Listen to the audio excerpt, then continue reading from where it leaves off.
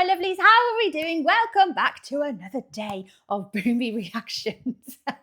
Yes, guys, I've got another video from the Fat Electrician. Nick is going to be telling us all about another story from the past. Now, this one, I think it's a little bit more recent, within recent memory. Well, not my memory, because I obviously don't know this story.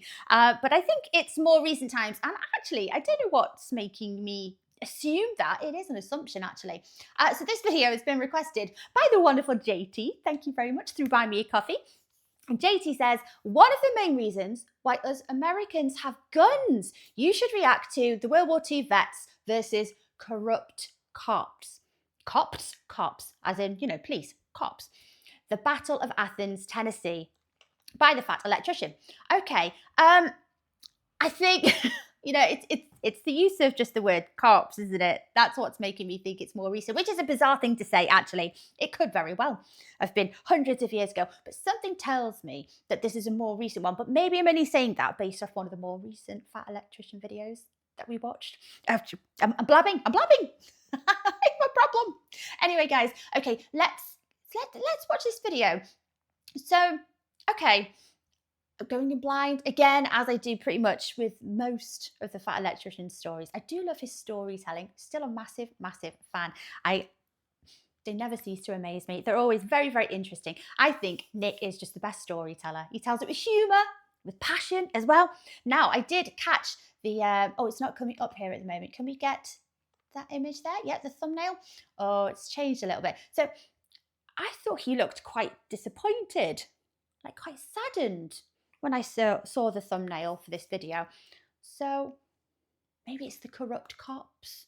That's what it is, corrupt police. I know, everywhere. They exist everywhere. Wherever there is an institution that appeals to little people abusing authority, it happens, doesn't it? It does. It's very, very sad. In all walks of life. Anyway, let's quit the chit chat and let's get on with the video, guys. And if you are enjoying these reactions, don't forget to hit that like and subscribe. Thank you so much, my lovelies. If you're interested, I have a Buy Me a Coffee account, and that link is over here. And if you would like to help support my channel any further, I have a Patreon account. And if you want to check that out at all, that link is in the description below. Well, not there, it's there. I keep pointing in the wrong place. I'm in a silly mood today. Right. Ah, yes, the only successful armed rebellion in U.S. history. Oh! Today we're talking about the Battle of Athens, aka the Battle of the Ballads, aka the War of McMinn County, whatever you want to call it. The fact of the matter is that in 1945 and 1946, hundreds of Americans returned home to McMinn County, Tennessee after winning World War II. Yes, Upon their return, they would discover that their local government had been corrupted. They were engaging in rigging elections. The sheriff's department was mercilessly beating innocent civilians and extorting hundreds of thousands of dollars from taxpayers, and they decided to do something about it. This story has achieved legendary status, with many people hearing and knowing about it in passing, but very few people understand how epic this story actually is. Right, okay, so this happened slightly earlier than I had in my head. Again, there's no logic behind why I assumed this, this story took place. In my head, I was thinking maybe the 60s, no idea why. Again, no logic. It was an assumption, and I was wrong. So, right, straight after returning from fighting World War II, they've returned to realise that their government has been full of corrupt police, corrupt politicians. Oh, it's awful. Beating civilians. Oh, gosh. Right, okay, we're on chapter 1. Crump. All right, sit down, shut up. This is complicated, so pay attention. Boomy, Our story begins in 1910 when a man by the name of Edward Crump becomes the mayor of Memphis, Tennessee. Upon becoming mayor, he sets out to build a political machine. The way he does this is he's willing to look the other way for illegal gambling and alcohol operations as long as they're willing to pay a large protection fee to Mayor Crump. He then uses that money to influence other elections, effectively having all the other politicians and judges and elected officials in his back pocket. Anybody that dares to go against him is absolutely crushed. If you're a local businessman and you don't agree with him and you're not willing to play by his rules, guess what? You're gonna have no parking signs in front of your entire store. If that's not enough, on one occasion, he actually had the police department stand outside somebody's store and search every customer when they went in and when they left. And if that wasn't enough, he would have city inspectors go in and find out that, oh, your business isn't up to code. we're gonna have to shut you down. And more often than not, there was no legal recourse because he owned the judges too. Over the course of decades, this would expand throughout the entire city of Memphis and then the entire Shelby County area, the most populated county in Tennessee, and then it would spread throughout the entire state of Tennessee. By the late 1920s, Crump was literally known as Boss Crump, the king of Memphis. What, you some type of pimp? I mean, how does obviously the distribution of power in these establishments? Yes. How does it happen that one man possesses so much authority and power over other authorities? You know, he's got judges in his back pocket. I'd like to think that we live in an age and a time where, you know, the industries and the establishments that we set up don't allow this to happen. You cannot have so much power that just resides with one person. I'd like to believe that is the case these days anyway. I'm sure there are places that would prove me wrong. But like I say, I live in La La Land. I'm an idealist. But look at him. He even looks like a 1930s silent movie villain. Anyways, by the 1930s, Crump has essentially the entire state of Tennessee in his back pocket. Absolutely everybody. Politicians, sheriffs, elected officials, judges, all of it. And in 1936, he backs a man by the name of Paul Cantrell to be the sheriff of McMinn County. Now, Paul Cantrell wins by a landslide, A, because he's backed by Crump, but B, he also runs on a really, really good platform that he was going to put an end to fee grabbing. Now, at this point in time, the sheriff's department wasn't paid by taxpayer dollars. They were almost exclusively paid for by the fines that they collected. Now, that sounds crazy to us today because it is crazy for obvious reasons. You are now putting a financial incentive to law enforcement to arrest and fine as many people as possible, and in a lot of places, that's exactly what happened. So Cantrell came along and he was like, I'm gonna put an end to that because it's obviously ridiculous, which is a good thing to want to put an end to. He said, you know what? I'm gonna take a $5,000 a year annual salary, and that's gonna be it. And I'm only gonna fine and charge people and arrest people when they deserve it, and I'm not gonna do it to make more money. And how long did that last? I mean, it sounds lovely, doesn't it? Good morals, good ideas, but something tells me his conscience, his morality, his moral compass, if you like, is going to be swayed. Great platform and a just cause, so he wins. And then after winning, he decides, I'm not going to do that.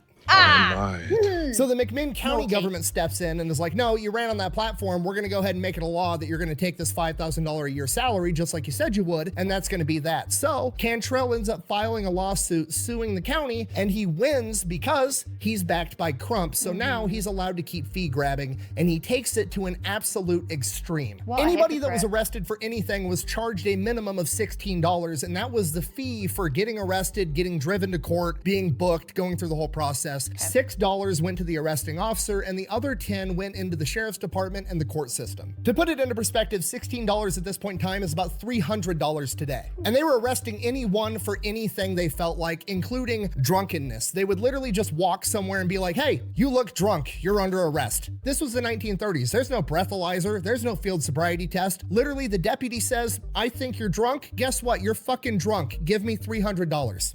But didn't he just say earlier that the chap at the time, no, was he anti, free alcoholism, or was it? I don't know what I'm talking about. I know what I mean. In the first 4 years he was sheriff, Cantrell paid himself $56,000, which is over $1 million in today's money. He also gave himself jobs that didn't exist. He was the superintendent of the county shed, earning him $2,500 a year. There was no county shed for him to be the superintendent of, but guess what? He's collecting the money. And anybody that dared to go against him would get brutally beaten, if not killed by his deputies, and they never got in trouble because the judges were part of the good old boy system. One of the primary judges involved in this was Judge Sue Hicks. And to be fair, Sue Hicks has almost nothing to do with the rest of the story, so why am I bringing him up in the first place? Well, because he's actually the inspiration for the legendary Johnny Cash song, A Boy Named Sue, and I thought that was interesting. Oh! My name is Sue. How do you do? Are you gonna die? Anyways, moving on. Now, this goes on for years. The entire town's mad about it. Everybody's pissed off, but there's nothing anybody can do. There's no legal recourse, and if they try to stand up to him, they're just gonna get the shit kicked out of them by the deputies, so everybody just kind of lives with it. But hey, the silver lining, we live in a democracy. A couple years from now, we're just gonna have another election, and we'll vote this guy out, we'll get a new sheriff, and hopefully that'll be a good guy. Well, next election rolls around, and they rigged the entire thing. Now, exactly. So see that happening a mile off. Okay, so much for the democracy, eh? At this point in time in Tennessee, they had a poll tax. Basically, you had to pay money if you wanted to exercise your right to vote, which sounds crazy to us today, but that's how it worked back then. And it also wasn't that big of a deal at this point in time because usually the Democrat and Republican parties were willing to pay the poll taxes for the voters to show up and vote. So basically, the party was fronting the bill for people to come in and vote. But the problem was is that you had to go pay your poll tax prior to the day of voting. So you had to go pay your poll tax and then have the valid receipt showing that you paid your poll tax and turn that in when you went to vote. But you had to pay that poll tax like months in advance. So what they would do is they would never publish or put out to the masses when the deadline to pay your poll tax was, unless you were in the know and they knew how you were going to be voting. Then they would let you know, hey, you got to buy your poll tax by this time. So they were essentially disenfranchising anybody that wasn't on their side. On top of that, dead people voted. People that didn't exist voted. The deputies got caught telling elderly people that if they didn't, quote, vote the right way, that their pensions would be held up. They also claimed that there was 1,500 absentee votes, which was a staggering number considering the neighboring county, Knox County, that had 6 times the population, had never reported more than 600 absentee ballots. In addition to that, nobody was allowed to observe or poll watch, and if they tried, they would get the shit kicked out of them by the deputies, and then they'd get arrested. So Cantrell obviously wins the next election because he rigged the entire thing. The people of McMinn County know that this is absolute bullshit. They're writing their state and federal politicians. The Department of Justice ends up launching an investigation in 1940. Nothing ever comes of it because Crump has connections in the federal government too. It goes that high up. Oh my gosh. This is like the worst example of corruption, going so high up to your federal government. Oh, what can you do besides just accept it, live with it, adapt, or move? Which, you know, it just isn't an option for a lot of people, I imagine, during this time period. And why should you have to? 1941 rolls around, Japan fucks around with America's boats, America enters World War II, and all the young men go off to war. Then in 1942, Cantrell decides his sheriff gig is too small for him. He's gonna run for Tennessee State Senate, and he's gonna appoint his right-hand man, Pat Mansfeld, to be the sheriff. Now, Cantrell is running against an incumbent politician, and this guy knows the ropes. He knows that Crump owns the entire state of Tennessee, and he knows that he's gonna be backing Cantrell. So he pretty much immediately just drops out of the race, and Cantrell runs unopposed. The incumbent senator that dropped out of the race, a man by the name of Robert Lindsay, when asked why he didn't put up a fight, said, and I quote, "I have been elected to state senate from McMahon, Bradley, Roane, and Anderson counties for 3 terms, each time by fair and honest methods. I might be elected again, but if I do so, it would be necessary for my friends in Bradley, Roane, and Anderson to resort to the same kinds of methods my opposition has convinced me it will use in McMahon. I do not intend to use such methods." I think that's quite a damning statement, isn't it? That's almost like the subtle knife. I mean, I was going to say, was there an element of him being threatened, do you think? Possibly. Or would he not be daft enough to threaten another politician that's, you know, influential? Right. I mean, I like his statement. It's quite catty, actually. It's like, in order for me to win, I would have to become as much of a lowlife as my opposition. And I'm much more morally superior than that. So I'm afraid I can't run. Meow. Very good comeback. Translation: I can't win unless I cheat, and I'm not gonna cheat. So Cantrell wins, becomes a state senator. From here, he goes about making it even easier to cheat in elections. What he does in McMinn County is he cuts it from 23 precincts, 23 voting locations throughout the county, down to 12, making it so people have to travel up to 20 miles to go vote. Bear in mind, this is the 1940s in rural Tennessee. People don't have cars, okay? People are walking to voting locations. They're riding fucking horses, okay? Would you travel 20 miles on horseback or walk 20 miles to go vote in a sheriff's election? Probably not, especially if you had to pay money and you didn't know when you had to pay the money and you don't have the fucking receipt. But I ain't getting down there, it ain't worth it. In addition to that, now that he's cut it down to 12 precincts instead of 23, now he can have more armed thugs there to intimidate people as they go to vote to make sure they're voting the right way. From here, 1942 election rolls around. They rig the entire thing. Pat Mansfield wins. DOJ investigates, comes up with nothing. 2 years later, same exact thing, 1944. They rig the election. DOJ investigates. Nothing gets done. home. September 25th, 1944, a Navy Seabee by the name of Earl Ford comes back home to McMinn County. He's in his Navy uniform still, just got home from the war, and he decides he's gonna go out to the bar and have a good time in his military uniform. Now, to a normal person like you and me, in 1944, seeing somebody in their Navy uniform coming home to the bar, you would probably think in your head, oh, it's a war hero coming home from the war. That's what a normal, sane, decent person would think. But to the deputies of McMinn County, all they saw was dollar signs because they know that he probably has a ton of money because he's been racking up and saving the entire time he was in military service, and they're gonna arrest him and fine the shit out of him so they can make money. Upon they're gonna say he's in a bar, we know he's got the money to pay the fines, let's get him. We're going to arrest him because he's just being drunk, even if he's only had barely 1 or 2 drinks. Oh gosh. Scummy. Leaving the bar, several deputies decide that they are going to engage Earl by hitting him in the back of the head with a club. Not like, hey sir, why don't you come here so we can talk? Not, hey, I think you're drunk in public. No words were exchanged. They just hit him in the head. Obviously, he's dazed, doesn't know what's going on. He turns around and tries to put up a fight and, I don't know, maybe defend himself like any normal person would. Not exactly resisting arrest when they open up by attacking you, at which point they draw a gun, shoot him in the chest, and kill him. Guys, it's not very often I think you'll see me angry, but this has actually made me furious. That is vile. That is so disgusting. Of all the people, oh my gosh, literally, a young man just come back from defending your country, fighting for your country, sacrificing for your country, and this is... I need a minute to calm down, guys. Okay. Obviously, this upsets a lot of people in town that they just killed a young man coming home from the war, at which point the deputies claimed that he pulled a knife on them and tried to stab him, and they were forced to shoot him. None of the witnesses that were there corroborated that. He was in a Navy uniform that didn't have pockets, so they don't know where he would be able to conceal a knife. And when they asked where the knife was after the fact, after shooting him in the chest, somehow the knife that he would have had in his hand trying to stab the police officer allegedly wound up behind him and underneath his dead body. And of course, the deputies get away with it. The deputy that shot him didn't even get fired or reprimanded because he's one of the boys of the political system, and that's the way this shit works. We make our own luck.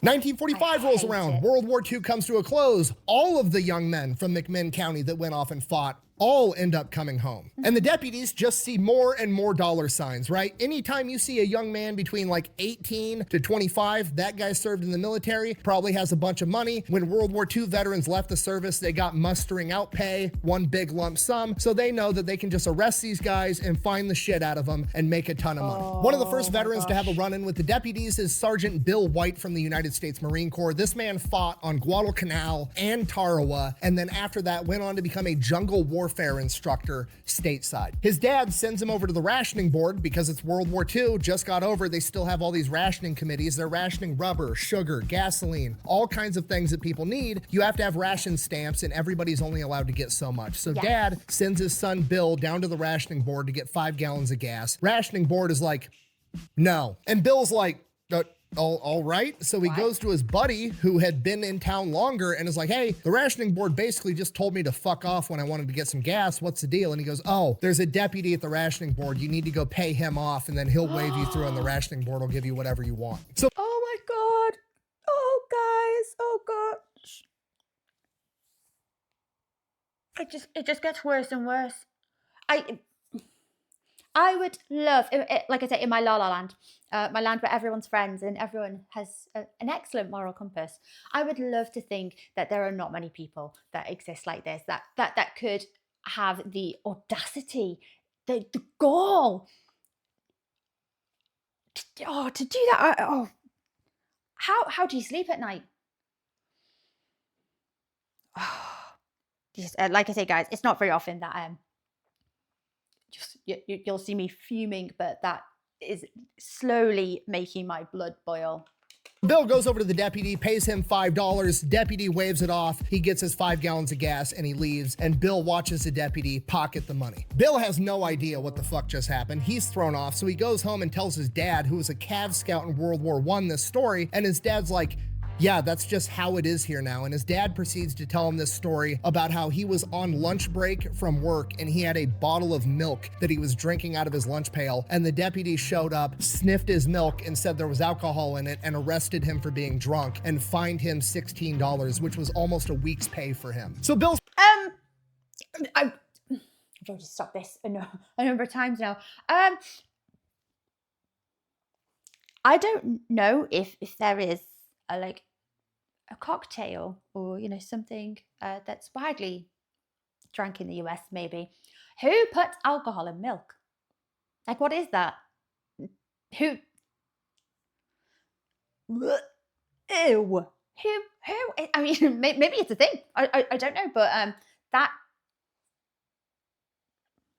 there's so much, so I don't even know where to begin with this. Pretty pissed off, obviously, and within a matter of months, pretty much every veteran that had returned home from the war was equally as pissed off because they were all being targeted by the sheriff's department because they knew that they had money. The deputies got so bold that they would go into bars, not wait outside for them to stagger out drunk. They would just go into bars and start arresting people for being drunk inside of a bar. On multiple occasions, they would walk into a bar if there was like a dance or a big event and just arrest absolutely everybody there. Not because they were doing anything wrong, just because they wanted to get the money. So the veterans understandably started to get pretty pissed off and they would just start drinking in private. They'd have their own private parties that the deputies didn't know about so they could hang out with their friends in peace and not get arrested all the time. So something tells me that if you were caught having one of these parties, you would have had bigger fines. But what can you do? Oh my all the veterans obviously wound up becoming really close friends. They all got together, they'd drink in private, they'd swap war stories. There's a guy by the name of John Fry who said he became the most powerful man in France for a couple weeks when his unit overtook a cognac distillery and he had all the liquor in France. So he was like, the most powerful guy around, wheeling and dealing with all of his booze. Carl Anderson told the story about how a German officer threatened to cut his finger off when he refused to give him his wedding ring. Tom Dooley would always bring his pet monkey that he acquired while he was overseas and somehow smuggled back home to Tennessee. Like, it was just a group of crazy, incredible men that had awesome stories that wound up becoming friends and bonded over the fact that they were all being discriminated against for their service. And as time went on, they went from drinking and discussing war stories to talking about the current political climate and how to fix it. And as they talked to townspeople, they started to realize, oh, they're literally rigging the elections. They rigged 1942, 1944, and they're probably going to rig this next one in 1946. We need to do something. So they went to the only political opposition that the Cantrell Mafia had, a man by the name of Otto Kennedy, a local businessman that owned the tire shop in town, and he agreed to help him, and his tire shop became their new hangout. Leading up to the 1946 election, this group of veterans put out an ad in the paper reaching out to more veterans, basically saying if you were a veteran, and I quote, regardless of color or creed, if interested in cleaning up McMinn County and the return of good, clean, honest, and efficient government, don't fail to attend this event. Hundreds of veterans winded up showing up to this event, and they essentially pitched the idea to this crowd of veterans like, hey, look, regardless of whether you're a Democrat or a Republican or the color of your skin, we can all agree that this is fucked up and we need to restore order. We should band together and form a GI ticket, and we will run against Cantrell and all of his men and replace all of them. I love that. It doesn't matter what your background, it doesn't matter who you are, what you stand for, what you believe, where you're from. We all, we all believe that America has been founded on liberty, justice, democracy. So no matter what your political stance, no matter what you believe, we all share this very foundation of a belief in justice and democracy. I love that. It's powerful. And they all agreed, and they picked their candidates. Sergeant Henry Knox, who had served 40 months overseas, agreed that he would run for sheriff. Major Frank Carmichael volunteered to run as treasurer. Captain Bill Hamby was going to be the clerk of the court, and Captain Charlie Pickle was going to be the register of deeds. They had just selected the GI cleanup ticket, and their slogan was going to be, your vote will be counted as cast. And they chose that as their slogan because they knew they didn't need to win over the voters. Those voters would vote for anybody anybody that wasn't part of this corrupt political machine. And the real struggle was going to be convincing the voters to show up and vote, because by this point in time, over the course of the last decade, they'd been so demoralized into knowing that no matter what happens, they're going to rig the election, they're going to take my money. If I show up, I'm just going to get harassed by armed gunmen and arrested, and then I'm going to have a target on my back. I'm just not even going to go vote. That was a real struggle. That was a hurdle they needed to overcome, was convincing the populace of McMinn County that this time democracy was going to work. They were not going to let them rig this election. These young men went across the world and fought for democracy and won, and now they came back home. They're going to fight for it again, and they're going to win again. And the veterans went absolutely ham trying to prove this to every single person in McMinn County. They literally went to every single door in the entire county and had personal conversations with every single person. Almost every person in McMinn County had personally met at least one member on the GI ticket and spoke to them in person. Felix had acquired a Piper Cub airplane somehow, and they were literally crop dusting pamphlets over the town for the GI ticket. They had trucks rigged up with loudspeakers, and they would drive around town telling everybody, show up, vote, your vote is going to count this time. And after a while, it started to work. People started to believe that their vote was actually going to count this time, so they went, they paid the poll tax, they got their receipt, and what the deputies did in retaliation was they would go out and they would arrest veterans, and when they arrested them, if they had their poll tax receipt on them, they would confiscate it and not give it back so they couldn't vote. So they started reaching out to the bigger government. They wrote to the governor, they wrote to the attorney general, they wrote to Washington, D.C. One person even went as far as to tell the attorney general, if there's bloodshed this year, it's on your hands. And nobody did anything. As the election got closer and closer, there was really no campaigning from the machine side. They just upped the amount of harassment the deputies were doling out to veterans and anybody they thought might be friendly to those veterans. That's all they did. They were just in it to make more money. Why did they need to campaign? They were going to rig the election. They knew they were going to win. But they were starting to get a little bit nervous. So Paul Cantrell would step down from Senate, and he was going to come back to McMinn County, and he was going to run for sheriff this year. And his right-hand man, Mansfield, was going to take his spot in the Senate. And then election day came, August 1st, 1946. And you got to realize it's just a small sheriff's department. They've only got like 30 deputies. There's hundreds of veterans. The veterans guaranteed that everybody would be safe going to the polls, and these armed thugs aren't going to be able to outmuscle the veterans. There's just not enough of them. And then a literal caravan of cars came into McMinn County and Athens, Tennessee. Cantrell had brought in over 250 armed men, any men that he could find, other deputies from other counties, police departments, prison guards. They even deputized some prisoners, a lot of which were literally violent criminals. At this point, the veterans know shit's about to hit the fan, because Cantrell now has 250 armed men manning the 12 precincts. They are gonna intimidate absolutely everybody. So the GIs got together and issued a statement over the radio to the people of McMinn County. Quote, go to your precincts, vote, and stick around all day to hear who wins. This is not old Germany. Hitler is not telling you how to vote. Don't be bothered by any scare campaign. Cantrell's henchmen may try. You will be safe at the polls, and your vote will be count as cast. The polling locations open up at 9 a.m. and in Athens, Tennessee, the county seat where most of the voting is going to be taking place, there's 3 voting locations: the Dixie Cafe, the Waterworks, and the courthouse. And at every single location, there is hundreds of people standing outside at 9 a.m. waiting to vote. Lines literally wrapping around the block. This is going to be a record-breaking election. And as soon as the polls open, shit hits the fan immediately. The armed thugs are intimidating everybody. They're only letting people in small groups so they have control and intimidation. They're not letting anybody stick around to poll watch to make sure. And that's going to start aggravating people, isn't it? If you've had to travel for a very long time to come and vote, and then they're only letting small amounts of people in at a time, there's already huge queues, you're going to be there for the best part of the day. You know, people have got stuff to do. It's just another tactic, isn't it, to put people off? Sure, things are being done correctly. They're actively rigging the election, and everybody knows it. And then one of the deputies by the name of Wendy Wise decides he's not going to let an elderly black gentleman by the name of Tom Gillespie vote. Tom isn't putting up with it. He's put up with enough shit his whole life. He's a black guy in the 1940s in the South. Like, he's seen some shit. He's not putting up with shit from this deputy. So he's like, no, I'm going to vote. It's my right. He goes to do it, and Wendy Wise proceeds to assault him with brass knuckles, and the situation devolves to him shooting Tom Gillespie. Now shit has officially hit the fan. Thank God Tom Gillespie survives, but that's not the point. The veterans said that you would be safe if you showed up and exercised your right as a citizen to vote, and these guys have now made the veterans a liar. Really? We'll fix that. So the two veteran poll watchers that were there at the waterworks when Tom was shot, Ed Vastel and Charlie Scott, confront the deputies. They end up arresting them and bringing them into the waterworks and tying them up. Other veterans start showing up, demanding that they release the veteran poll watchers. Guns start getting pointed, at which point Ed and Scott decide, you know what?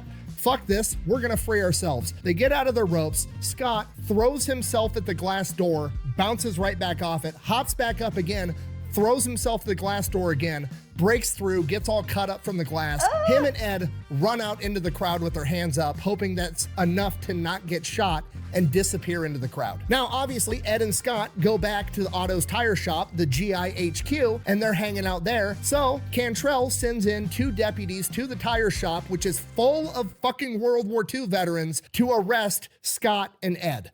It's a bold strategy, Cotton. Let's see if it pays off for them. The veterans immediately and promptly disarm the deputies, beat the fucking shit out of them, tie them up, and throw them on a burn pile. Sheriff's Department, getting curious, doesn't hear from their deputies for a while, so what do you do when something doesn't work? Double tap, you do it again, right? They send two more deputies out to investigate. What a stupid son of a bitch. Promptly disarmed, get the shit kicked out of them, tied up, thrown on the burn pile with the other two. Sheriff's Department doesn't hear from those guys for a while. That's I don't condone violence. Guys, just in case, you know, anyone is thinking otherwise, I do not. However, these have been asking for it for a while, haven't they? And I wouldn't normally laugh in the face of that, but serves you right. fucking weird. Maybe we should send some more sheriffs out there to investigate. Double it! So they send a total of 4 deputies now out to a building full of World War II veterans in 1946. 3 of them get captured, disarmed, get the shit kicked out of them, and thrown on the burn pile, and 1 of them gets away. Cutting over to Otto Kennedy, he's been out of town all day trying to get the federal government or the state government to intervene to fix this situation. He shows back up to his tire shop. He sees 7 deputies tied up on a burn pile, and he's like, what the fuck is happening? The veterans explain everything, and he's like, nope, I'm fucking out. I didn't see anything. I don't know shit. I'm going home. You guys do whatever. The veterans then walk outside, basically onto Main Street in Athens. There's people all over the place, hundreds of people from McMinn County all around watching these events unfold. And they're just like, hey, who's got a couple of cars we could borrow? And these people are like, you know, they're on the GI's side. So people volunteer to let them take their cars. They then proceed to load these 7 deputies up into these cars, drive them out into the forest, strip them butt-ass naked, tie them to trees, whip them with hickory sticks, and then head back to the tire shop. 7 down, 243 to go. I'm sorry. I hate you. And while that was going on at a different polling location, the deputies had arrested 2 veteran poll watchers, Bob Harold and Tom Dooley, because they confronted the deputies for letting people vote that didn't have poll tax receipts and even letting small children vote. They promptly beat up both the veterans and took them to jail. At this point, shit has completely hit the fan. There's journalists there with cameras. The deputies are arresting journalists. They're confiscating cameras. They're destroying film. They are in full cover-up mode to rig this election. From here, the deputies illegally closed the polls early. Then they refuse to let anybody examine any of the ballots in the ballot boxes. They come out with a bunch of men with shotguns and high-powered rifles, and they take the ballot boxes into the jail, and they're not gonna let anybody watch the count. And at this point, there's the aura of failure everywhere. They failed. They're gonna go in there, they're gonna count, they're gonna mess up the count, they're gonna rig the count, they're gonna rig this election again. The veterans failed after they guaranteed votes would be counted as cast, and there's nothing they can do about it. So the veterans go back to the tire shop. They go back to HQ, and they sit there and they wait. They just have to wait for the count to come out. They know what the results are gonna be, but they wait. The townspeople are out on Main Street in Athens. They're waiting too, and it's just quiet. It's ominous. They lost. And then finally, Bob White stands up, the one from earlier, the Marine that fought in Tarawa and Guadalcanal. He's got a Purple Heart from being shot through the hip in combat. He is a jungle warfare instructor in the United States Marine Corps, and he's had enough of this shit. He stands up and delivers an impromptu speech, and I'm paraphrasing, but in essence, he essentially says, you all went overseas for 4 or 5 years of your lives and fought tyranny across an ocean, and now you're all just gonna sit here in silence and live in tyranny in your own home. We're not gonna put up with this shit. Yes. Go home, get your guns, and meet back here. Oh, grab your guns. The veterans get up, they go home, they come back with their guns. It's not much. They've got some hunting shotguns, hunting rifles, pistols, not nearly enough to confront the 55 armed deputies inside of that jail in a fortified fighting position. At which point Bob decides we're gonna need some more firepower. From here, they get up and they head over to the National Guard Armory. There's one guy from the National Guard there holding down the fort. They show up with guns and they're like, fork over the keys. He's more than happy to do it, gives them the keys. They go in, open up the armory, take a bunch of rifles, Tommy guns, pistols, ammo, everything they want. From here, the accounts vary widely on how many armed veterans were there. Bob White said he had about 60 men under his command, but there's some people saying that there was hundreds. There's even a couple accounts saying that there was as many as 2,000 armed veterans. I think that that person was thinking the overall crowd in general, because the whole town is there watching. From here, the deputies go out, they completely surround the jail. The sun's going down, so they shoot out all the street lights so that the deputies aren't gonna be able to see where they're at. Then they get keys to all the surrounding buildings, and the people of the town are willingly just giving them the keys because, like, they're overthrowing the corrupt government. Why wouldn't you help? Yeah. The veterans are up on top of roofs, they're in windows, they're in all the buildings surrounding this jail. They have the entire thing on lockdown. Now, by this point, the deputies know something's up. Some of them are outside in front of the jail. They're completely surrounded by armed veterans. There's fucking 1,000 civilians watching in the background, at which point one of the veterans chimes in and is like, bring the ballot boxes out. We're gonna count them all right here, right now. We're gonna see who won this election. To which the deputies respond, you're gonna have to come get them. I mean, in the face of a huge standoff with lots of armed people present on both sides, that's a fairly reasonable request, isn't it? That's rational. That's peaceful, you know? No one's rushing in there, shooting up. Okay. I'm thinking of a cuss word for these deputies. I'm not going to say it, but we're all thinking it. Come and get them! At which No. point the veterans respond, all right. And all you hear is safeties on guns click off. As all the deputies hear that, they run and dive for cover, and the veterans open fire on the jail. Some of the deputies get hit. They're hiding behind cars, limping for cover. The rest of the deputies run inside the jail and take cover. They start returning fire. All the civilians are scattering in the background, not really leaving the scene. They're trying to find somewhere safe because they also want to watch this shit unfold, and it's just chaos. From here, a pretty intense firefight ensues, but the jail's basically impenetrable. It's made out of brick. All the veterans are behind covers. Not a lot of people are getting hit, but some people are getting hit by ricochets, birdshot, other things like that. As this firefight unfolds, the townspeople kind of get acclimated to being in a firefight, I guess, and get a little bit more brazen and start watching a little bit closer. Some of them take it upon themselves to go and vandalize all of the cop cars and overturn them. Veterans are flipping cars for more cover. It's just a complete shit show. After a while, the initial firefight dies down and it just kind of devolves into a standoff where they're taking pop shots at each other back and forth. Inside the jail, Cantrell and Mansfield are shitting their pants. They're on the phone. They're calling up the National Guard. The National Guard's getting ready to mobilize. They call the sheriff of Polk County asking for backup. He promptly responds, what are you, fucking crazy? No, get out of here. You did this to yourself. I'm not gonna go fight a bunch of World War II veterans. No. So Mansfield calls Otto Kennedy. Kennedy picks up the phone and Mansfield, still trying to sound tough, is like, Otto, your boys are down here shooting up the jail. You need to come get them or we're gonna take care of them. To which Otto responds, all right, go get him. Hangs up. He just hung up on me mid-sentence. One of the veterans ends up finding out that the National Guard got called and they're going to mobilize, so he notifies the ringleader, Bob White, and Bob White is like, all right, first things first, we're going to go cut the phone line to the jail so they can't do that shit again. Also, don't tell anybody else. It's going to take hours for him to get here. I don't need you making everybody scared. Keep that shit under wraps. From here, Bob's kind of like, okay, well, National Guard's going to show up eventually. We should probably hurry this shit up. We should have a couple of hours. Let's go get some gasoline and some glass bottles and make us some Molotov cocktails. See if we can't convince them to leave the jail. So the veterans make Molotov cocktails, throw them at the jail. It's a brick building, not very effective. Fire burns out, not a big deal. At which point, one of the veterans is like, I work for the county and we got dynamite in the county shed. You want me to go get it?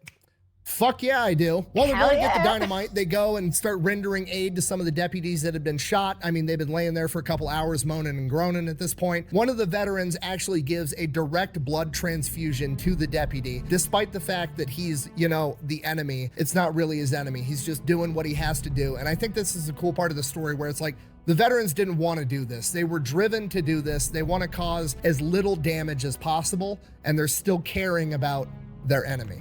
I mean, that just speaks volumes, doesn't it? About the nature of either side here, either opposition. Around the same point in time, an ambulance pulls up to start rendering aid. The veterans are thinking, okay, they've got some, injured people inside the building or whatever. We're going to let them get their injured out because, we're trying to do the right thing. We're good guys. Yeah. And sure enough, Paul Cantrell and Mansfield take the opportunity to slip inside the ambulance and make a clean getaway, leaving all their henchmen behind. Nope. That's even worse. Oh my gosh. Oh, guys. I don't know how much more I can listen to. I don't know how much more.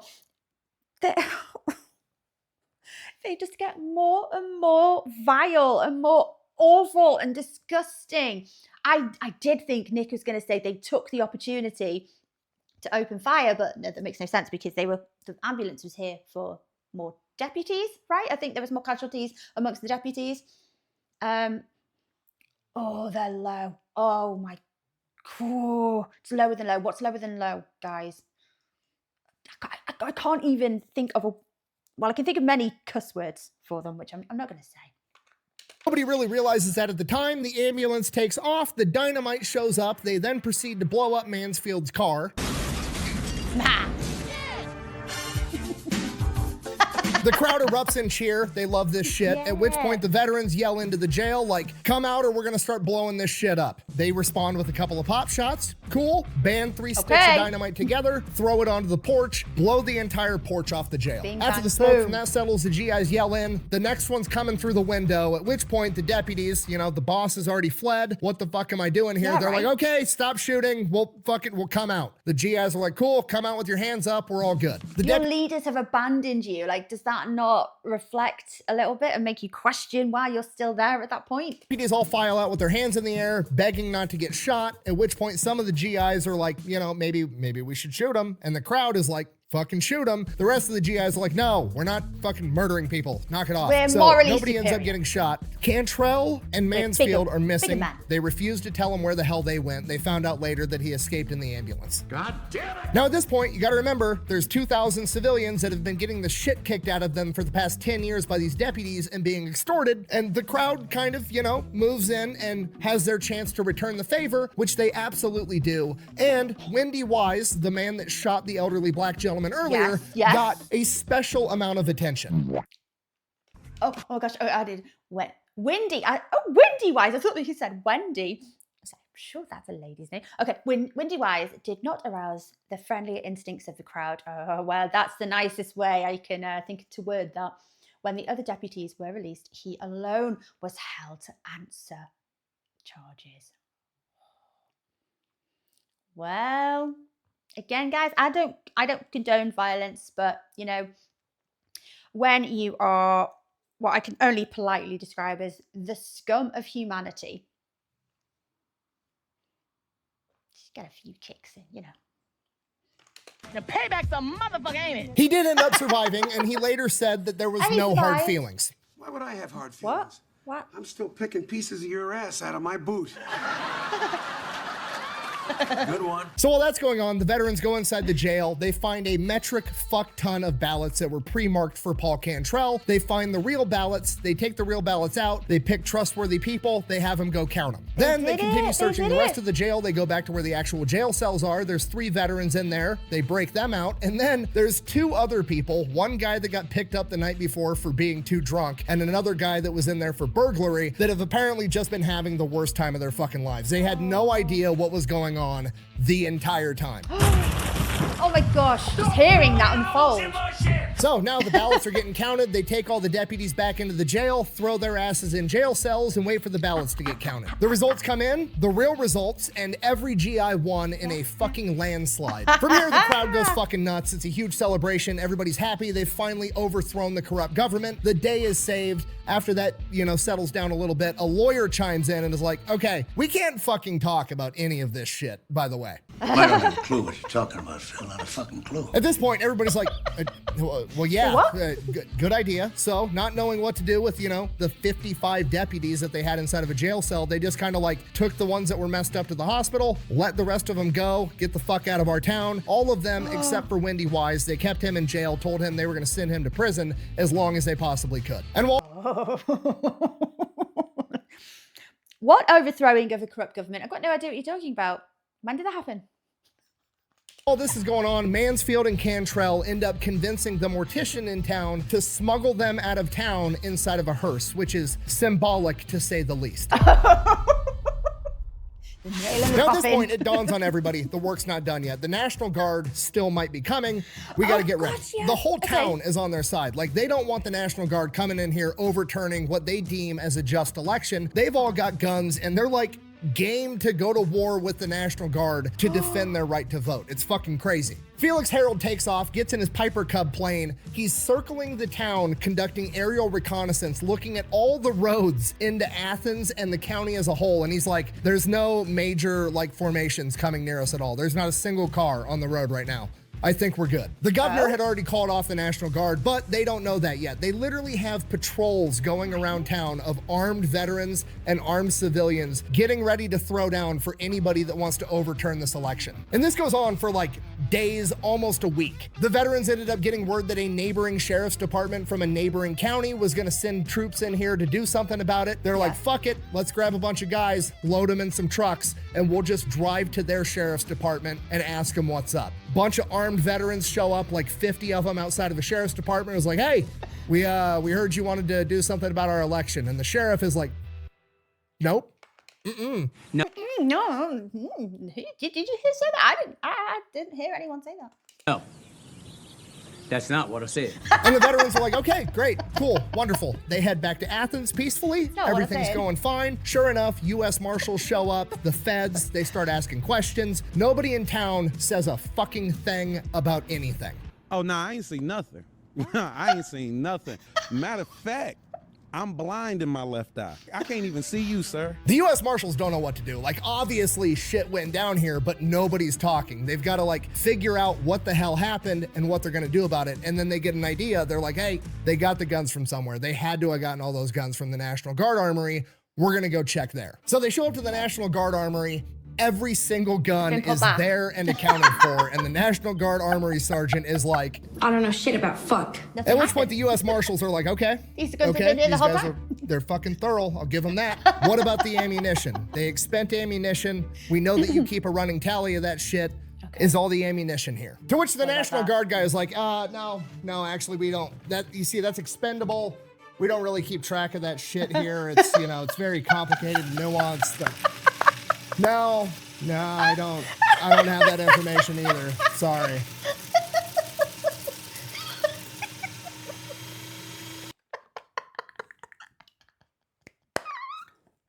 See what I mean? There's an element of an actor about Nick. He doesn't just tell these stories, it's the way he tells.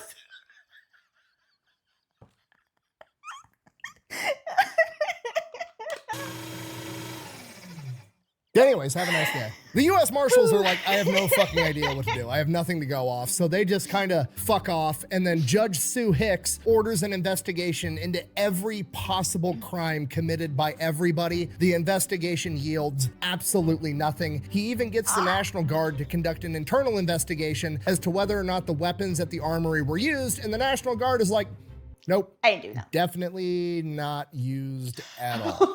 Ultimately, the governor ends up stepping in and is like, okay, we're done with this. We're moving on. The GIs that won their elected post. Nobody ended up dying. There were no fatalities, just a ton of injuries over this entire thing. No fatalities. We're moving on. The only Wow. person that got convicted of anything was Deputy Wendy Wise, who shot Tom Gillespie, and he got sent to prison for 3 years. And now with the new veteran sheriff. Only 3 years. An elderly man that he shot. I mean, that is crazy. He should have got a much, much harsher sentence. Knox, he announced that he was going to be conducting an investigation into all of the other political officials inside the town of Athens and McMinn County to make sure that they won their elections fairly, at which point all 28 remaining public officials in the county and the town of Athens promptly resigned. You're all fired. From here, the new sheriff's department immediately restored order to the county with their first 3 arrests I no longer want my being job. veterans that had broken the law in a true demonstration of, we are not going to be another machine, we're not going to be another corrupt government, we're going to do the right thing. If you do the crime, you're going to do the time. And that's that. In addition to that, they immediately went out and put an end to all the illegal gambling and alcohol rings that had been funding the previous political machine. And that's it. Order had officially been restored to Athens. Everybody lives happily ever after. Hooray. But then word got out to the rest of Tennessee what had... Oh my gosh, I'm going to read this. Sorry, interrupting you, Nick. Who backed up their ballots with bullets and won in a raging six-hour battle that left 18 wounded. No fatalities though, like Nick said. And the county jail in a shambles patrolled strife-torn McMinn County with rifles tonight in order to maintain order. Okay. Okay. I really hope, this might be a weird thing to say, but hear me out. So the jail that the veterans took refuge in, not the veterans, sorry, the deputies, presumably, I know that he said it's not impenetrable, but it's a big stone or brick building, so it didn't take any damage from like the Molotov cocktails and such. But are there like bullet holes and things speckled throughout the walls? Now, this might be a weird thing to say, but I hope at least one of those walls still stands as a reminder to the resilience of the people here. Please, somebody please tell me that there's still the remains, even just a small part, just maybe a wall, a fraction of the building that still stands strong as a reminder to the resilience against corruption. Am I on my own thinking that? I think that would be a very symbolic. Happen. And remember, machine politics are going on all over the state. And as word got out with that, you started to see more veterans organizations mobilizing and doing similar things. There were some altercations, nothing to the scale of the Battle of Athens, because, well, nobody wanted to find out because they knew what would happen. They all watched the Battle of Athens occur. And over the course of the coming years, by the early 1950s, the Crump political machine had effectively been completely dismantled because now they knew if you fuck around too hard, somebody might make you find out. This entire story is just the embodiment of, if we all break the rules together, they can't get all of us in trouble, and I absolutely love it. No, Nick, it's more than that. Right, okay. 2 things here. The first of all, which I'm sure many of you will agree with me in shouting this from the rooftops, especially our viewers from the US. You cannot silence justice. Yes. People will not stay silent. People will not be oppressed. There will be rising up. And this is such a powerful, amazing story. And what exacerbates that is how vile, how disgusting the corrupt police officers were. Oh my gosh. Guys, it's not very often. I can feel my blood boiling hearing details in that story. But, you know, sometimes I am an angry Boomy. And I feel like they got their just desserts, really, didn't they? They got exactly what they deserved. And no fatalities. Although I imagine Windy possibly got close. Yeah. He didn't think that much about, you know, assaulting or shooting that poor elderly man. So, yeah, that's the first thing. Second thing, which is a major takeaway from this, pick your battles. Oh my gosh, targeting veterans that have fought very consistently in consecutive years because they've been out fighting for your country. They've been out actually, you know, on the front lines, combat ready. Yeah, okay, you might have a few come back wounded and, you know, I'm war worn, but that's not a good, it's not a good audience to target. Like, you know, obviously, it just seems daft. It's like what the neighbouring sheriff said. Are you stupid? We're not going to come in there and fight with you. Veterans, no thanks. Anyway, JT, that was a fantastic video that you requested there. Thank you so much, my lovely. Yes, very inspirational story. I would like to believe, you know, that there's not more instances of corruption throughout the world, but there always is. But hearing how not only the veterans fought back, rightly so, but also the civilians as well, and they kind of, you know, they come together and they're battling oppression. But it does go to show, doesn't it, just because there's been a huge global event fighting tyranny on a number of different fronts, it doesn't mean that everyone learns the lesson and then you're going to return home and it's going to be a thing of the past. You know, I do think it's important that we recognise tyranny in all walks of life and oppose it. But, you know, like I say, I do live in La La Land, in Boomy world. Anyway, yes, guys, I hope you enjoyed watching along with me. Take care of yourselves and I'll see you next time. Bye-bye.